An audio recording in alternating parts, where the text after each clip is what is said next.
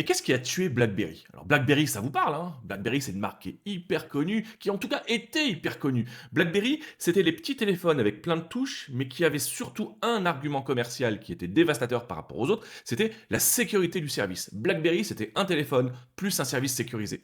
Et le problème, c'est qu'aujourd'hui, on n'en voit plus des BlackBerry. Ça a complètement disparu, alors qu'on se dit qu'on a vraiment besoin de sécurisation de nos données. Alors, qu'est-ce qui s'est passé? Qu'est-ce qui a tué BlackBerry? Eh bien, en fait, juste un cauchemar. C'est un cauchemar qui s'est passé pour BlackBerry. Tout d'abord, il y a le lancement de l'iPhone en 2007, mais surtout le lancement du 3GS en 2008.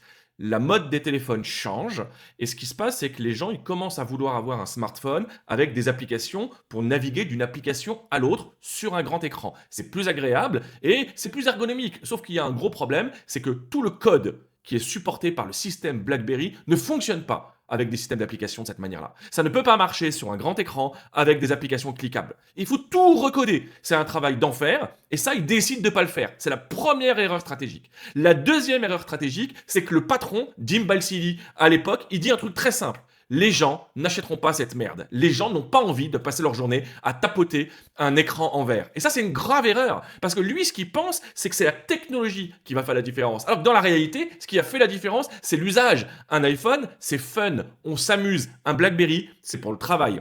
Et ça, il ne le comprend pas. Ça, c'est la deuxième erreur stratégique majeure. Et puis, la troisième erreur, c'est le chaos, hein. Du 10 au 13 octobre 2011, il y a une panne du système BlackBerry planétaire. 70 millions de personnes se retrouvent déconnectées. 70 millions de personnes ne peuvent plus utiliser leur téléphone pour communiquer. Et le problème est majeur parce qu'en fait, BlackBerry, avec son système hyper sécurisé, était arrivé à convaincre les dirigeants, les gouvernements, les décideurs, un peu partout sur la planète.